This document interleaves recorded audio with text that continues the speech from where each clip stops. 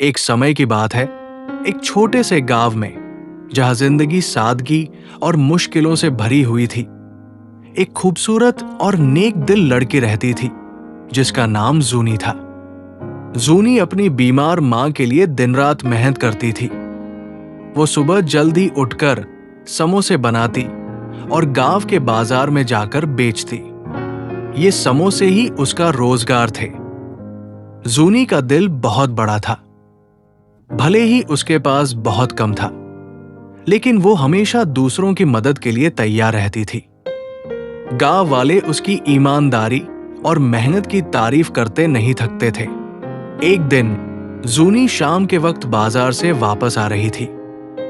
रास्ते में उसे एक अजीब सी आवाज सुनाई दी। जिज्ञासा के चलते वो एक पुराने पेड़ के पास गई। वहां उसने देखा कि एक खूबसूरत सुनहरी परिंदा एक जाल में फंसा हुआ तड़प रहा था। उसके पंख ऐसे चमक रहे थे जैसे वो सोने का बना हो। जूनी को उस परिंदे पर बहुत तरस आया।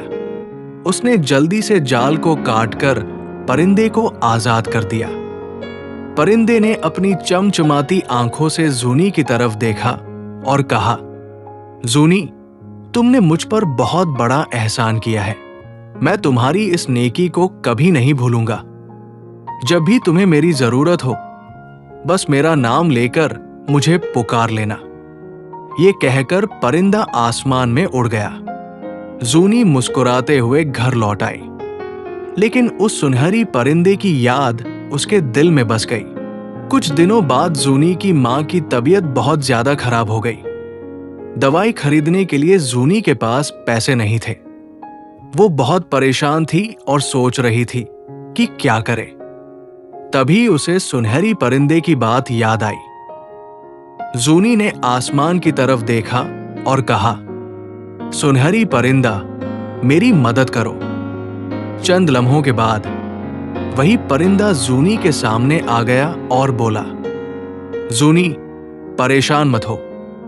मैं तुम्हें एक जादुई राज देता हूं। ये खास समोसे बनाओ। जो भी ये समोसा खाएगा, उसकी सभी ख्वाहिशें पूरी हो जाएंगी। लेकिन याद रखना, इन्हें सिर्फ नेक नियत के साथ बेचना। जूनी ने परिंदे का शुक्रिया अदा किया और तुरंत उसकी हिदायत के मुताबिक जादुई समोसे बनाने लगी। अगले दिन जूनी ने बाजार में जादुई समोसे बेचे। जो भी ये समोसे खाता, उसकी जिंदगी बदल जाती। कुछ लोग अमीर हो गए, कुछ को उनकी खोई हुई खुशियां मिल गई और कुछ की बीमारियां खत्म हो गई। गांव वाले जूनी के समोसे की खूब तारीफ करने लगे। जूनी की जिंदगी में खुशहाली आने लगी। उसकी मां ठीक हो गई और घर के हालात भी सुधरने लगे। एक दिन एक लालची सौदागर को जूनी के जादुई समोसे का राज पता चल गया। वो जूनी के पास आया और बोला, मुझे अपने सारे समोसे दे दो। मैं तुम्हें इतने पैसे दूंगा कि तुम्हें जिंदगी भर काम न करना पड़े। लेकिन जूनी ने इनकार कर दिया और कहा, ये समोसे सिर्फ उन लोगों के लिए हैं जिन्हें इनकी जरूरत है। सौदागर को जूनी की बात पर बहुत गुस्सा आया और उसने बदला लेने का इरादा कर लिया। सौदागर रात के अंधेरे में जूनी के घर आया और जादुई समोसे चुरा लिए। लेकिन जैसे ही उसने पहला समोसा खाया, वो एक मेंढक में बदल गया। वो डर के मारे तालाब के पास जाकर बैठ गया और अपनी गलती पर रोने लगा। अगले दिन सौदागर मेंढक की शक्ल में जूनी के पास आया और रोते हुए बोला, जूनी, मुझसे लालच में आकर बहुत बड़ी गलती हो गई। मुझे माफ कर दो और मुझे इंसान बना दो। जूनी को सौदागर पर तरस आया, लेकिन उसने कहा, इसका फैसला सुनहरी परिंदा करेगा। जूनी ने सुनहरी परिंदे को बुलाया और उसे सारा वाकया सुनाया। सुनहरी परिंदे ने सौदागर की तरफ देखकर कहा, तुम्हारी लालच ने तुम्हें इस हाल तक पहुंचाया है, लेकिन चूंकि तुमने अपनी गलती मान ली है, मैं तुम्हें एक मौका देता हूं। अगर तुम आगे से नेकदिल और ईमानदार बनकर रहोगे, तो मैं तुम्हें दोबारा इंसान बना दूंगा। लेकिन याद रखना, अगर दोबारा लालच किया तो हमेशा के लिए मेंढक बन जाओगे। सुनहरी परिंदे के जादू से सौदागर दोबारा इंसान बन गया। उसने जूनी से माफी मांगी और वादा किया कि वो अब अपनी जिंदगी नेकी और ईमानदारी से जिएगा।